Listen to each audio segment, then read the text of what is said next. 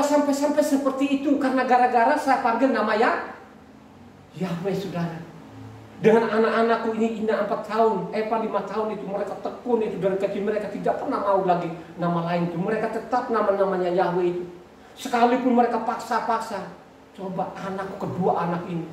Coba kalau orang sadar saja dulu itu waktu mereka seperti itu. Ya, mestinya kan sudah banyak orang yang tahun 2000 itu yang berseru kepada nama Yahweh, saudara. Tapi malah sebaliknya, dituding-tuding saya ini kan sudah sesat, itu namanya sempalan-sempalan Yahova. Ini saking gak ngertinya juga, Yahova itu kan nama sebenarnya dari kata Yahweh. Bukan salah Yahovanya. Yang salahnya apa? Kalau menurut mereka pemahaman orang Kristen itu, karena Yahova itu tidak mengakui bahwa Yesus itu adalah Tuhan. Bukan Yahovanya. Yahova itu dari kata Yahweh, saudara. Ya? Coba. Itulah yang terjadi. Ya. Saya tidak pernah akan tergiur kemanapun, ajaran mana, kelompok manapun. Kalau dia menyimpang dalam isi kitab suci, saya tidak akan pernah mau tunduk sedikit pun. Ya. Makanya kebenaran itu taruhannya nyawa, saudara. Tarungan, ada pertarungan di situ. Antara kau dikucilkan, dianggap sesat, atau juga nanti mungkin dibunuh. Saya menyangkal nama Yahweh, mendingan leherku dipotong. Dan saya tak sedikit pun takut sangga. Sekalipun diancam lu suruh lagi nanti kembali ke ibadahmu minggu, taruh aja leherku dulu, gorok pun itu juga saya gak akan takut sedikit pun. Itu namanya iman. Iman itu timbul dari apa? Membaca dan membaca dan membaca dan mendengar. Itu kalau engkau baca kitab suci dari Kejadian sampai Wahyu itu pasti punya Bagaimana lu memiliki iman yang benar itu kalau engkau tidak pernah senggol namanya kitab suci, saudara. Ya? Bagaimana, saudara? Ya? Kalau engkau baca lagi, ya, Yeremia 9 ayat 6, coba yang keras. Yeremia 9 ayat 6, coba yang keras ini, coba perhatikan memang benar-benar nubuatan ini terjadi, saudara. Coba Yeremia 9 ayat 6. Penindasan ditimbuni penindasan, tipu ditimbuni tipu, mereka enggan mengenal Yahweh. Coba kan penipuan demi penipuan ditimbun, dosa ditimbun, enggan mengenal nama Yahweh. Bukan sekedar enggan sekarang. Yahweh itu namanya setan. Aduh, saya sampai raba-raba ini benar, saudara. Ya? Mereka ini di Indonesia ini masuk ini kitab suci ini sudah ditimbun setiap tahun, saudara. Apalagi kalau musim Natal itu. Waduh, makanya bilangnya kalau Natal semua anjing pada galau, babinya juga galau, saudara. Coba pada waktu dia Natalan itu, saudara, diambil darah babinya, dicampur-campur di dalamnya, kayaknya pada waktu mati makan legit. Padahal di dalam kitab suci itu dilarang keras kan? Sangat dilarang. Maupun namanya Taurat maupun juga di Injil dilarang. Tapi mereka menyepelekan, tipkan nama Yehova dia itu. Kau nggak usah juga. Makanya sama Evan itu coba sebelum darah namanya ditaruh, diambil dulu. Karena dia ini Yehova. Padahal isi kitab sucinya tidak boleh makan darah. Makan darah nggak diizinkan nggak? Coba kebaca namanya Kisah Para 15 ayat 20 yang keras. Supaya ini kan paling tidak ada lah beberapa orang Kristen yang dengar. Tetapi kita harus menulis surat kepada mereka supaya mereka menjauhkan diri dari makanan yang telah dicemarkan berhala-berhala dan dari percabulan, dari daging binatang yang mati dicekik, dan dari darah. Coba, darah itu tidak boleh dimakan. Kenapa sih mereka ini? Saya sampai bingung. Mau apa sih ini orang Kristen ini? Maunya apa ini? Coba, saudara. Ya? Berhala ini, saudara. Makanya kalau di Sumba sana kan, tempat saya ini kan pusatnya Polu. Kalau setiap Polu itu semua keluarga ini bawa ayam. Ada tulisannya di sini. Kenapa mereka tetap membabi buta gitu? Karena ajaran-ajaran dari semua makanan itu halal, tidak baca lengkap. Aduh, saya bilang luar biasa ini ya. Makanya Amsal bilang kan, siapa yang meremehkan namanya hukum Tuhan akan tahu akibat. Sebenarnya sudah ada akibat nggak yang dirasakan manusia di bumi ini? Ada. Contoh apa? Penyakit, bencana demi bencana, malapetaka demi malapetaka. Sudah sebenarnya. Tapi manusia tetap, saudara, luar biasa. Ya, timbun penipuan, timbun terus. Ya, mereka enggan namanya firman Tuhan. Mereka enggan namanya nama Yahweh. Enggak mau Yahweh itu dibilang setan. Aduh, saya bilang luar biasa ini orang-orang yang mati ini, saudara. Yang mati ini bukan sedikit, terlalu banyak, saudara ya. Kalau kita juga baca, kalau Markus ini, ya, coba kan. Jadi berjalanlah waktu ini, ya. Kita kan sudah baca tadi Sedekia, ya. Bagaimana Sedekia itu menganggap enteng perkataannya Yeremia. Akhirnya apa? Sedekia ini dibutakan matanya enggak? Dibutakan matanya dua-duanya atau hanya satu? Dua-duanya dicongkel mata, saudara, dicongkel dibawa ke Babel, mati di sana, saudara. Ya. Akhirnya sampai saya bicara ini, apanya Israel sudah bait sucinya hancur, saudara. Ya, ini fakta loh saya bicara. You know? Coba zaman namanya Sedekia tadi sampai datangnya Yesua tadi, kalau ke baca Markus 7 ayatnya 69 yang keras, ya sama loh sampai sekarang ini berlanjut. Ini yang paling menggawat sekarang ini orang-orang Kristen ini. Itu harus dibuka, mereka ini harus dibongkarin. Coba jawabnya kepada mereka, benarlah nubuat Yesaya tentang kamu, ya orang-orang munafik.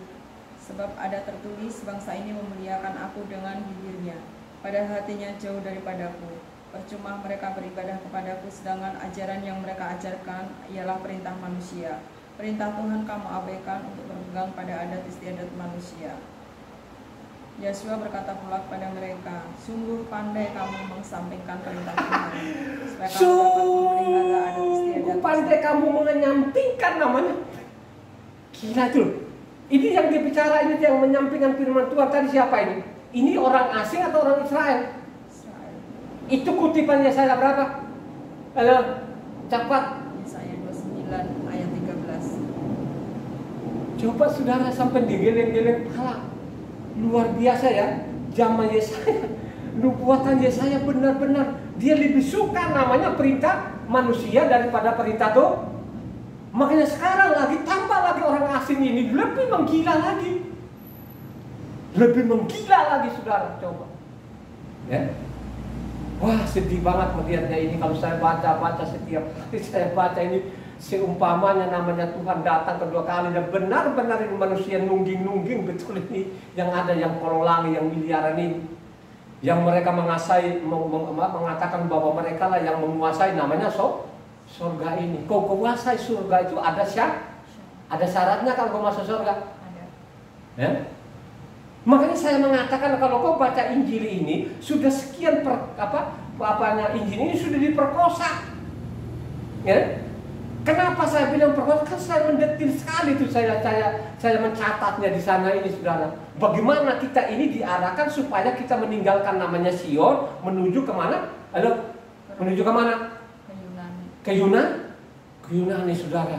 Mereka benar-benar dipaksa manusia ini kayak ke Yunani, bukan namanya ke Yerusalem. Kenapa saya mengatakan tadi ini? Ini hukum-hukum Tuhan mereka tidak mau, termasuk nama-nama Tuhan, nama-nama orang ini diganti semuanya ini. Wah, luar biasa betul-betul kejahatan manusia ini. Coba, Bapak. Ya, coba ini yang mendengar-dengar ini kan, kalau masih dia masuk lagi cepat ibadah, saya tidak tahu lagi deh. Ya. Saya tidak tahu lagi itu orang kayak apa. Ya. Kalau engkau sudah tahu itu, terus kau sengaja, saya nggak tahu lagi. Ini pakai pasal, saya pakai ayat kan gitu loh ya. Ini sangat jelas tadi. Kalau engkau baca lagi Kolose 3 ayat 25, coba yang keras.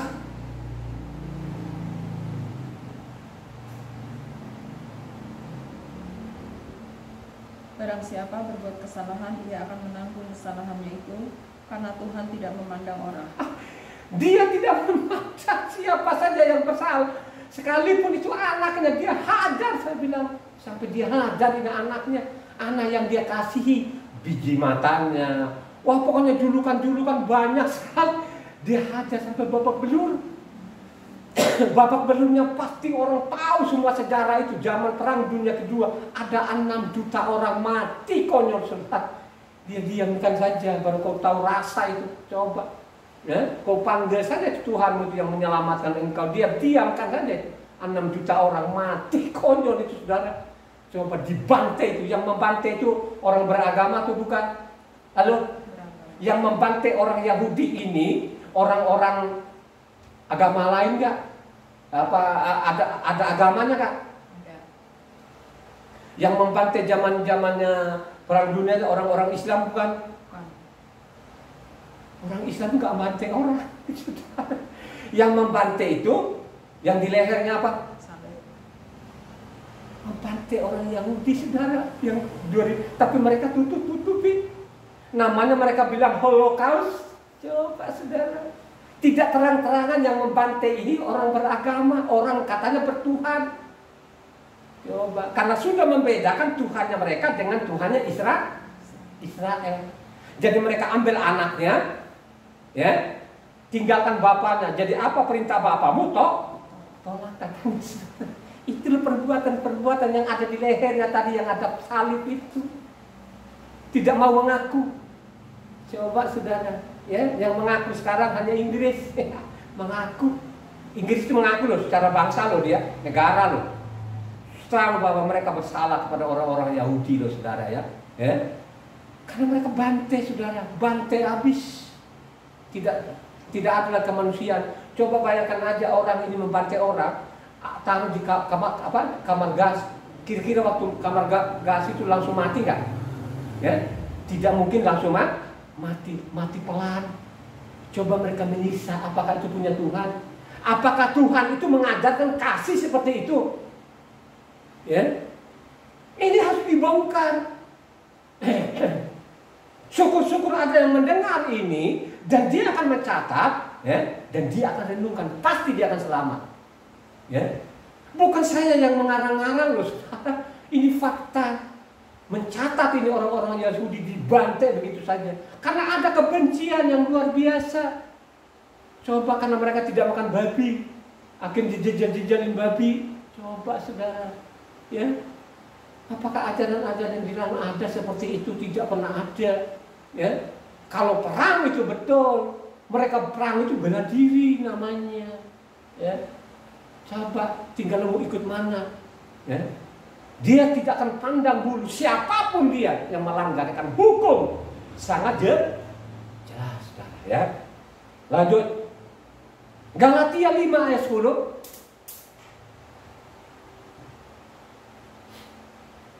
Galatia 5 ayat 10.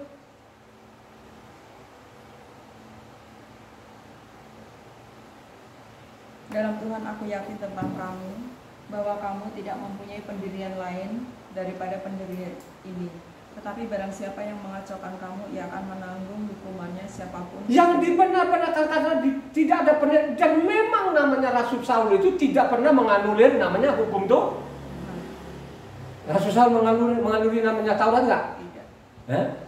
Jadi yang dia bawa itu hanya dasar, itu adalah namanya Tauratnya. Kalau engkau baca tuntas ini kitab suci ini, itulah yang dibohong-bohongi sekarang seolah-olah namanya Rasul Saul itu bikin ibadah Rasul Saul itu tidak pernah namanya ibadah baru, dan dia tidak pernah pakai kitab manapun. Dia tetap namanya pakai kitab namanya Mose dan kitab para nabi saudara. Ya. Dan semua namanya rasul-rasul ini nelayan tidak pernah mengajarkan yang lain, hanya mereka supaya mereka kembali kepada namanya Terbacanya di mana? Kalau engkau baca di sana apanya Kisah para 21 di sana maupun juga namanya Kisah 24, baru kita sadar ternyata namanya Rasul Saul ini tidak pernah menganulir meremehkan namanya Taurat. Ya. Makanya pada waktu diberikan pertanggungjawaban di sana kepada raja namanya, ya, zaman itu, gitu kan. Saya tidak pernah bersalah kepada namanya orang Yahudi, mampu namanya hukum tuh. Makanya kalau kau baca di sana itu namanya Kisah Para 21 sana itu, beribu-ribu orang kembali kepada namanya ternyata selama ini yang dituding-tuding engkau ini bikin ibadah baru, tidak benar, malah engkau benar-benar namanya patuh kepada Taurat. Ketahuan bagaimana patuh kepada Taurat, bahwa dia akan mentahirkan itukah perintah Taurat.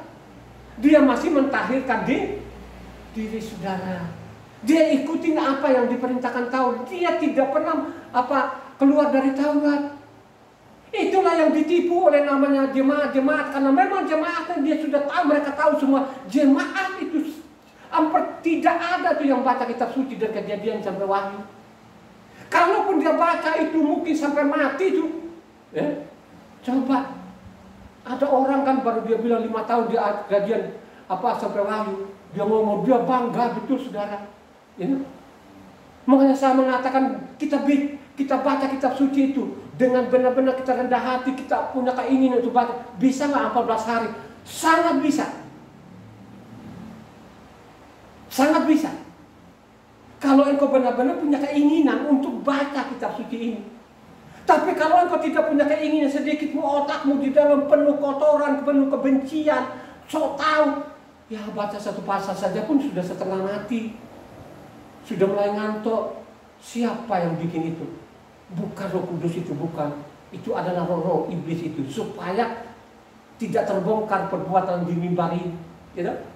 Coba kalau orang rame-rame sekarang tuh baca kitab suci dari kajian, besok dia akan tinggalkan tempat ibadahnya karena fatal itu. Ini mereka melanggar kitab suci ini. Coba yang benar-benar aku datang ini bukan menjadikan Taurat. Coba saudara. Lanjut nama tadi Timotius Galatia 13-14. 13-14. Ini perhatikan nggak ayat 13 Galatia 5 tadi ayat 13-14. Perhatikan baik-baik ini. Perhatikan baik-baik, direnungkan ini, jangan bermain-main. Jangan ikut-ikutan, ya. Sekalipun lo tak teman segala macam, jangan engkau kecil hati. Baca yang kencang. Saudara-saudara, memang kamu telah dipanggil untuk merdeka. Tetapi janganlah kamu mempergunakan kemerdekaan itu sebagai kesempatan untuk kehidupan dalam dosa, melainkan layanilah seorang akan yang lain oleh kasih. Sebab seluruh hukum Taurat tercakup dalam satu firman ini, yaitu kasihlah sesamamu manusia seperti dirimu sendiri. Coba, ini kan dia kutip lagi namanya perintah hukum Taurat saudara. Jangan kemerdekaan ini kamu salah Kalau sekarang ini saudara, Yesus ditanggung kita dosa kita, Yesus dengan darah Yesus. Mereka berbuat kejahatan yang luar biasa nih saudara. Coba, coba kawin lagi, kawin sana, kawin sini, coba. Apakah itu dia tebus lo itu? Dengan darah Yesus katanya sudah ditebus kita. Dengan kasih karunia, dengan darah Yesus. Kurang ajar betul itu coba. Bukan mereka orang mengobatkan orang, coba. Tambah jadi lagi saudara, makin menjadi-jadi. Bikin sekolah di sana kemari akhirnya gondol-gondol dokter segala macam itu kan. Ada dokter beneran, dokter benar bukan dokter yang di hadapan Tuhan loh, dokter di atas negara di hadapan negara. Coba menggelabui orang, menggertak-gertak orang itu, banyak sekali palsu. Mereka gondol dokter itu kan kalau ditanya nggak tahu, nganga-nganga. Coba saudara, kalau kau dokter benar ngadap sama saya itu, kau bawa kitab-kitab yang sama, tak adu di situ, tak debat di situ. Nah itu baru terujilah nanti kau dokter bener enggak, kan gitu aja. Jangan namanya kemerdekaan ini kau salah kalau engkau salah gunakan nanti itu tidak ada pengampun. Ada enggak? Coba kau baca namanya Ibrahim 6 ayatnya berapa? 4-6. Coba yang keras-keras itu coba. Coba yang keras. Sebab mereka yang pernah diterangi hatinya, yang pernah mengecap karunia surgawi, dan yang pernah mendapat bagian dalam Roh Kudus, dan yang mengecap firman yang baik dari Tuhan dan karunia-karunia dunia yang akan datang, Namun yang murtad lagi tidak mungkin dibaharui sekali lagi sedemikian sehingga mereka bertobat, sebab mereka menyalibkan anak Tuhan bagi diri mereka dan menghinanya di muka umum. Tidak ada lagi. Lu bilang ditebus dengan Yesus, katakan. Ngomong itu saya bilang. Kau sudah ganti nama Tuhan, kau segala macam, kau langgar, kau bilangi itu kan gitu kan. Padahal dia datang di bumi ini, dia menebus kepada siapa? Sembarangan aja yang menghujat-hujat hukumnya Tuhan, Yahweh itu setan, segala macam, itu yang dia tebus bukan? Bukan. Yang dia tebus siapa? Yang takluk kepada hukum Taurat. Dia datang ini menebus orang-orang yang takluk namanya kepada bukan namanya tadi Taurat itu dibuang. Ganti saja Sabat itu, ganti saja pondok daun. Itu yang dia tebus enggak? Dia tidak pernah menebusmu itu. Dia menebusmu itu yang namanya patuh kepada Galatia berapa? 4 ayatnya 45, coba kau baca yang keras-keras. Tetapi setelah genap waktunya, maka Tuhan mengutus anaknya yang lahir dari seorang perempuan dan takluk kepada hukum Taurat. Ia diutus untuk menebus mereka yang takluk kepada hukum Taurat, supaya kita diterima menjadi anak-anak. Dia datang di bumi, bukan lo yang bilang tadi, oh Taurat buang. Yang ganti Sabatnya, dia tidak pernah akan menebusmu itu sampai mampus itu. Ya, makanya dia bilang, aku datang di sini, ya, untuk mencari domba siapa? Orang asing atau orang Israel? Makanya dia bilang, jangan menyimpang ke bangsa lain. Carilah domba-domba orang Israel. Coba saudara, ya kan? Dia sudah tahu asing ini kalau kejahatannya makin menggila. Makanya dia tidak berurusan. Sekalipun mereka ketemu Yesus, dia ngomong-ngomong sama Yesus, dia ngomong kosong. Kau pernah ketemu Yesus di mana? Lahirmu kapan? Ya? Kau tahu itu kok Yesus siapa? Kau tahu kok bisa apa suaranya? Kecuali ini orang ketemu langsung, ya? Lu bergaul tiap hari, makanya kau hafal suaranya. Itu sih yang bukan Yesus, itu hantu. Karena memang kau ganti juga Tuhan ini, nama-nama Tuhan udah bagus-bagus namanya Tuhan itu. Namanya Yahweh penyelamat. Halo. Dia datang di bumi ini pakai nama siapa? Nama bapaknya. Nama bapaknya siapa? Yahweh. Yahweh. Kalau orang kecil di tanah nama bapak nggak ngerti. Ikut saja yang di mimbar. Karena di mimbar itulah yang masuk dalam, yang masukin kita kan ada ansor. Dia nggak tahu dari mimbar itu kan racun. Tadi kan bukan saya ngomong loh saudara ya. Ini kepada orang Israel. Ini timbul namanya tipu dan enggan mengenal namanya enggan. Malas. Ya kan? Ini sangat jelas loh saudara. Ada yang namanya kemerdekaan ini salah gunakan, dia akan tahu akibatnya. Ya. Kalau mereka bilang, oh kaya, kita ini kan anak raja, kan begitu kan? Akhirnya apa? Mereka berledak-ledak di mimbar itu untuk menguras harta ya? Itu dia salah tangkap. Yang dia maksud namanya kekayaan apa lo? Pengetahuan akan namanya itu namanya kekayaan gajah. Mengenal Tuhan itu adalah namanya kekayaan gak? Bukan bicara namanya kaya materi, tapi tidak dilarang. Ya, coba kan. Makanya tadi kan kalau orang kaya apa bilangnya? Kumpulin dikit demi dikit. Coba tadi kembali dalam Amsal 13 ayat 11 kalau nggak salah. Coba. Ajaran orang bijak adalah sumber kehidupan sehingga orang terhindar dari jerat-jerat maut. 13 apa 11 atau 12? Yang kumpulin dikit demi dikit loh. Harta yang cepat diperoleh akan berkurang, tapi siapa mengumpulkan sedikit demi sedikit Ayat berapa? 11. Nah, ayat 11 saya bisa bilang ayat 11 tadi kan. Ya, coba ulangin. Harta yang cepat diperoleh akan berkurang, tetapi siapa mengumpulkan sedikit demi sedikit menjadi kaya. Kumpulin dikit demi sedikit menjadi kaya saudara, kan gitu kan? Tidak dilarang juga. Ya. Kalau kita kita alihkan ke namanya ke kerohanian, marilah kau baca itu bertahap, ya. Marilah kau baca pelan, kau renungkan itu adalah itu namanya kakak. Kalau secara rohani, makanya baca kitab suci supaya engkau memiliki pengetahuan akan itu namanya kaya enggak? Halo? Kaya apa? Materi atau rohani? Baca Yesaya 33 ayat 6. Yang kejar. Masa keamanan akan tiba bagimu, kekayaan yang menyelamatkan ialah hikmat dan pengetahuan, takut akan Yahweh itulah harta benda Sion. Kekayaan yang sebenarnya apanya? Hikmat itu apa? Pengetahuan akan namanya firman, saudara. Makanya engkau baca lagi Kolose 2 ayat 3.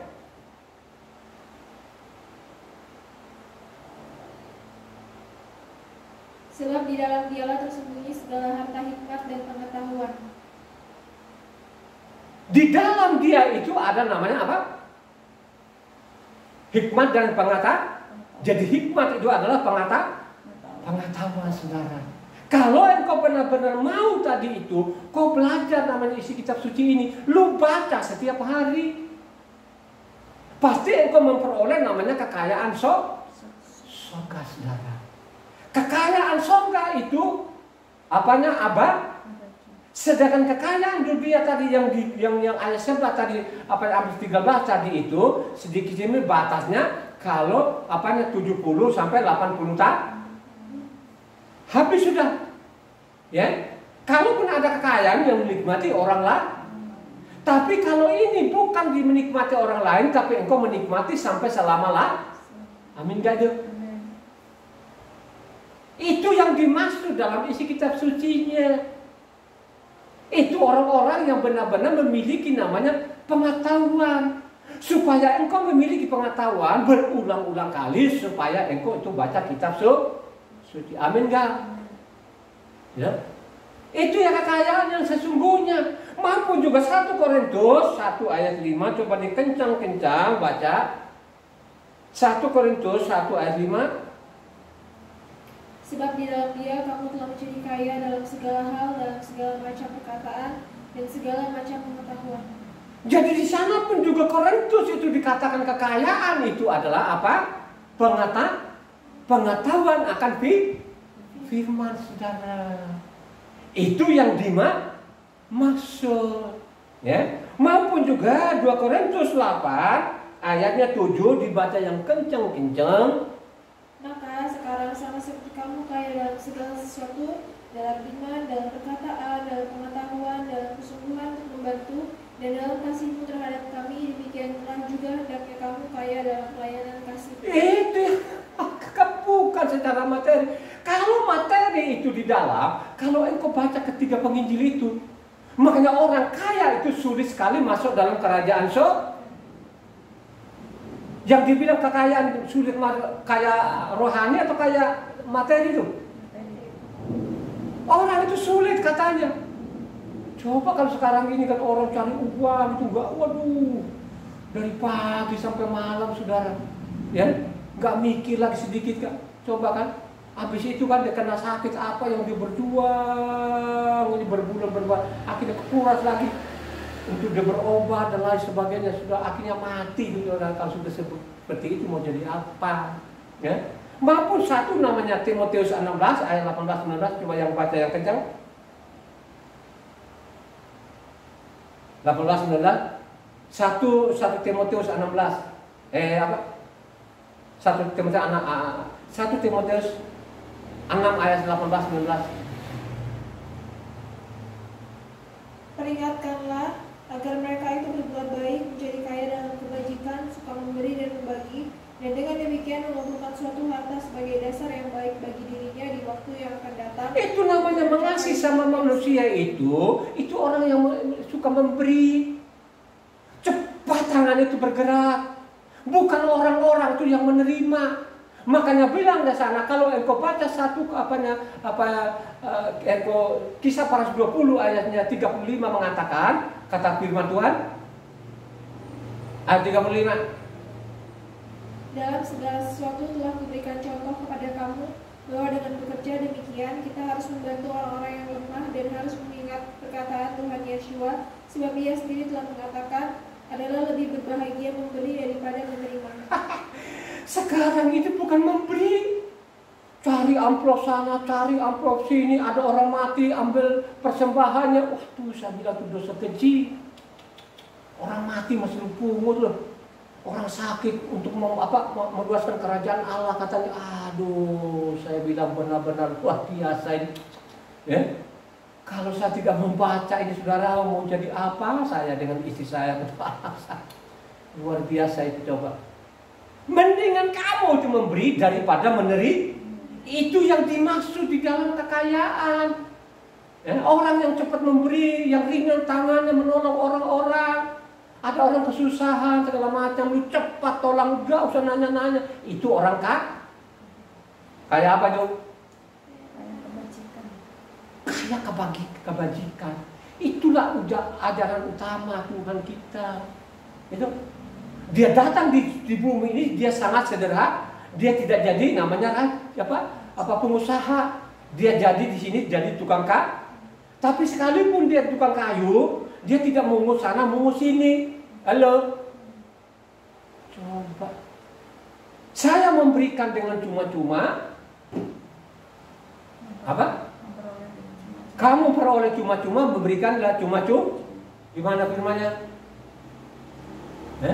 Coba kau baca. Gimana?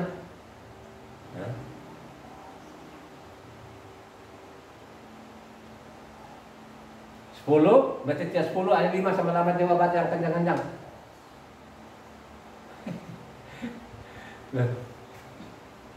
Coba dari 5 sampai 8 lah.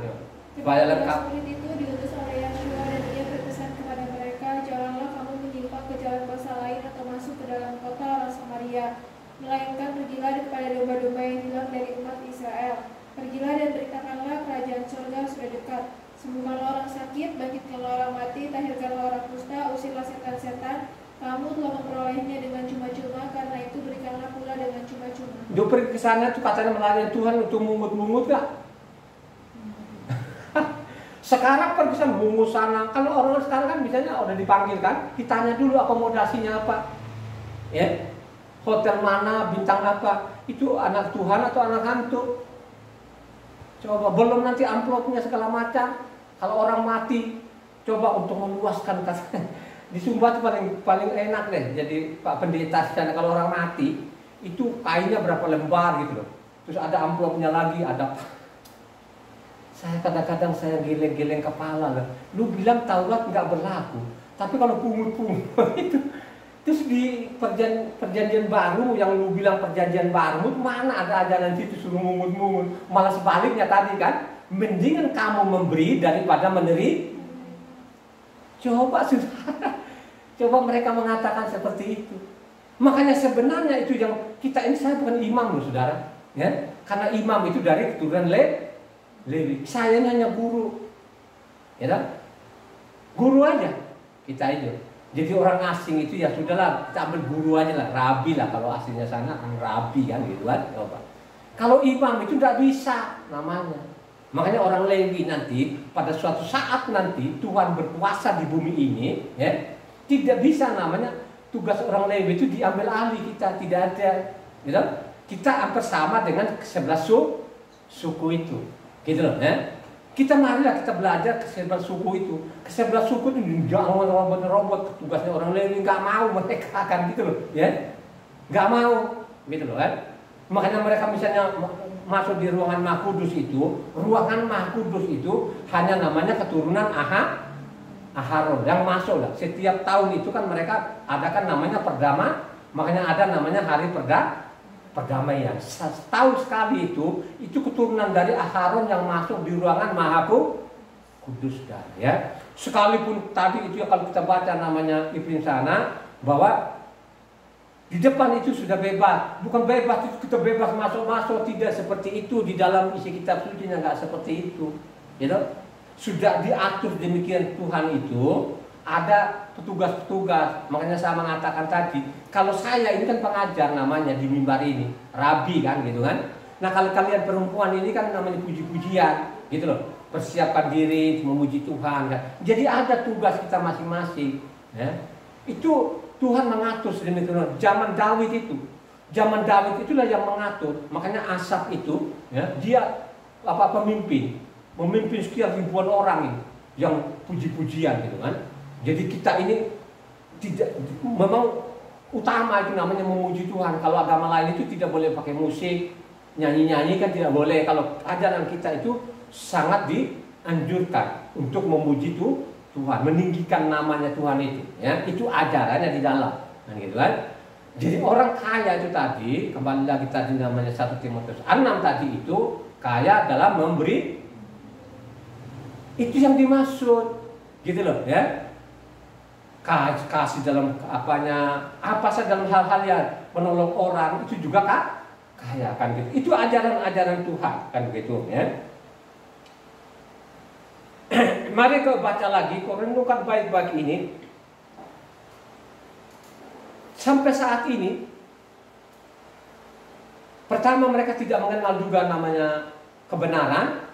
Bukan sekadar mereka tidak mengenal lagi, malah ajaran dari mimbar itu supaya Taurat itu dibuangkan gitu kan. Karena memang zaman yang namanya rasul-rasul dulu itu sudah terbaca bahwa Israel itu tidak mengenal Tuhan lagi dan tidak juga mereka lakukan Tauratnya gitu kan. Nah, sampai saat ini pun juga ini banyaklah, mungkin banyak orang ya, banyak kan ya. Yang mendengar perkataanku ini kan gitu kan. Pertama tadi karena mungkin saja mereka ada yang kenal sama saya, mungkin tidak ada STH-nya, jadi mereka nggak mau. Kenapa? Kan gitu kan. Nanti itu nggak ada sekolahnya, kan begitu ya. Pasti seperti itu. Dan banyak juga orang-orang sekarang itu yang mengenal nama Yahweh, tapi karena mereka takut dikucilkan ya, jadi tetap saja di situ. Mungkin ada terbesit dalam hatinya, ada gitu kan ya, terada gitu. Tapi karena tidak mau dikucilkan tadi, karena mereka lebih lebih suka menghormati manusia daripada Tuhan. Coba kalau baca namanya Yohanan 12 ayatnya 42-43 yang pacang kencang. Yohanan 12 ayatnya 42-43. Ini dicatat loh saudara, benar sampai saat ini terjadi demikian. Namun banyak juga di antara pemimpin yang percaya kepadanya, tetapi oleh karena orang-orang Farisi mereka tidak mengakuinya berterus terang, supaya mereka jangan dikucilkan. Sebab mereka lebih suka akan kehormatan manusia daripada kehormatan Tuhan. Lebih benar loh saudara, sebenarnya masih banyak. Kalau dia kembali lagi, pendeta saya kan dokter, buat apa dong sekolahnya dia bertahun-tahun. Dia tidak pernah membaca kitab suci. Terus dia ini kan, ini kita gedung ini kan sudah banyak kan biaya ini kan gitu. Sebenarnya banyak. Karena itu keberatan tadi sehingga mereka ini tidak bisa keluar. Karena ini tadi nggak tahu ya, karena sudah dari generasi ke generasi ini, karena sudah bertumpuk-tumpuk tadi itu. Pertama juga karena mereka tidak mau baca kitab suci. Dengan tidak mau baca kitab suci ini, akhirnya dosa ini mau terurai susah saja, ya. Karena dalam pikiran mereka, hati mereka itu tadi. Dia ini pengajar di mimbar, dokter, tapi dia tidak pernah mau menyelidiki kitab suci ini. Coba kalau dia memiliki kecuali, maka dia tidak pernah akan mau dengarin, ya. Coba kalau seumpamanya zaman Yahsua itu, seumpamanya orang Yahudi kenal bahwa dia adalah Yahweh, kira-kira mereka gantung nggak? Tidak. Sampai sekarang ini saudara, ya? Sampai sekarang ini mereka gantung sampai sekarang ini mereka nyalibkan orang nggak? Halo? Banyak nggak orang-orang dari mimbar itu yang menyalibkan mereka, orang-orang ini? Mereka itu tidak menyalibkan dari secara fisik, tapi menyalibkan secara rohani. Ini fakta. Coba kalau baca 1 Korintus 2 ayat 8. Ini fakta loh. Kalau ada bilang tadi ini, memang orang asing ini mau kita pakai pasal apapun sulit, karena memang sudah ada pasalnya mereka di situ. Jadi untuk mereka keluar itu, ya hanya belas kasihan Tuhan sajalah kalau mereka keluar. Kalau tidak, karena mereka itu sudah ada pasal ayat di sana bahwa mereka ini kan dikekang di situ. Coba baca. Tidak ada dari penguasa dunia ini yang mengenalnya. Sebab kalau sekiranya mereka mengenalnya, mereka tidak menyalibkan Tuhan yang mulia. Ya kan? Kalau mereka mengenal aja pada waktu itu, tidak mungkin mereka sampai saat ini tidak mengenal. Setiap mereka mendengar nama Yahweh, ada namanya yang tertutup di dalamnya. Kecuali ya tadi ya, coba kau baca namanya, coba 1 Korintus 3 2 Korintus 3 itu ayatnya 17 atau 16 17. Coba kau baca. Tetapi apabila hati seorang berbalik kepada Yahweh, maka selubung itu diambil daripadanya, sebab Tuhan adalah roh, dan di mana ada roh Tuhan, di situ ada kemerdekaan. Ya, di mana ada roh Tuhan itu pasti ada kemerdekaan. Makanya tandanya engkau ini dituntun oleh Roh Kudus atau kuasa Tuhan kelihatan. Kelihatan di mana? Halo. Pasti lu punya keinginan itu untuk membaca kitab suci. Amin, nggak di situ dulu. Tandanya orang ini dia memiliki namanya roh Tuhan tadi itu, pasti tandanya kelihatan. Dia suka sekali namanya baca kitab suci. Karena dari situlah dia mengenal namanya tuh. Sehingga dia tolak namanya Tritunggal. Karena di dalam kitab suci itu tidak diketemukan namanya Tritunggal. Hanya Tuhannya satu-satunya. Dia adalah Yahweh itu menjadi anak manusia. Halo? Ada namanya pasangan, ada A. Itu yang dia mengatakan, saya sudah dinubuatkan oleh namanya Moses dan kitab para nabi, saudara. Ya, bahwa tidak ada yang lain. Aku satu-satunya, tidak ada yang lain, saudara. Ya, namanya ini orang-orang Tritunggal ini karena mereka ambil dari namanya buku Bapak gerejanya. Nah, paling tidak hanya satu di dalamnya. Kalau engkau baca Matius 28 ayat 9, itu hanya satu-satunya di situ, tapi tidak ada di situ namanya Tuhan Bapa, Tuhan Anak, Tuhan Roh Kudus, tidak pernah ada. Yang tulisnya baca ulang. Satu-satunya loh ya. Tidak ada yang lain di dalam. Ini tidak tahu dari mana sumbernya mereka ini pakai Tritunggal. Coba baca. Satu-satunya loh, nggak ada lain itu tulisan. Matius 28 ayat 19. Karena itu pergilah, jadikanlah semua bangsa muridku, dan baptislah mereka dalam nama Bapa dan Anak dan Roh Kudus. Kalau kita baca lengkap itu Bapa itu menjadi anak manusia. Makanya sering sekali dia bertanya, siapakah anak manusia? Ya, dia bertanya siapakah anak manusia? Dia mengatakan anak manusia, bahwa Yahweh lah itu menjadi anak manusia. Kembali lagi kepada namanya roh, karena Tuhan itu adalah roh. Di mana ada roh Tuhan, di situ ada kemerdekaan. Nah, kita sekarang saya ini dituntut secara roh. Tidak ada lagi, sekalipun Tuhan yang ada di depan saya tidak bisa secara roh, kan begitu. Dialah Tuhan tadi menggerakkan, kasih keinginan untuk baca namanya kitab suci. Itu tandanya orang ini memimpin namanya apa? Masuk dalam kebenaran. Pada waktu dia tuntun kebenaran tadi itu orang ini, makanya dia mencintai namanya hukumnya tuh. Makanya kalau kau baca sana Ulangan 6 ayatnya 25 sana, kalau engkau menjadi benar, ikuti namanya perintah tuh. Itu namanya orang benar, saudara. Ya. Roh Tuhan itu menuntun orang supaya kembali namanya hukumnya Tuhan atau Tauratnya tuh. Tuhan sesuai perkataannya Tuhan, aku datang itu bukan meniadakan Taurat, satu titik, satu yota. Siapa saja yang meniadakan satu titik itu, maka dia akan menduduki tempat yang terendah. Kalau aslinya sana itu tulisannya bukan terendah, akan masuk dalam neraka. Itu tulisannya begitu. Tapi lembaga kitab Indonesia, siapa saja yang meniadakan 1,1 titik, maka dia akan menduduki tempat yang Kamu tidak lebih benar dari mereka ini. Jadi syaratnya kita masuk surga itu, kamu tidak lebih benar dari ahli-ahli Taurat itu, kamu tidak masuk, kan gitu kan. Kalau kamu masuk dalam kerajaan surga, itu ada syarat, harus namanya menguduskan sahabat, ikuti perintah, masuk dalam kerajaan surga. Tidak demikian namanya di mimbar ini, bukan masukin dalam surga, tapi masukin neraka. Kenapa saya mengatakan? Karena mereka namanya batu pertama mereka hancurkan nama Yahweh, tidak ada lagi. Mereka gantikan situ Yahweh Tuhan guru besar semua. Coba kalau sudah seperti itu mau jadi apa? Kalau mereka taruh saja di situ YHWH, itu masih mendingan, ya. Maka mereka lagi diputar lagi. Kristen ini termasuk namanya jungkir balik. Nama menjadi gelar, gelar menjadi nama. Itulah perbuatan mereka ini, ya.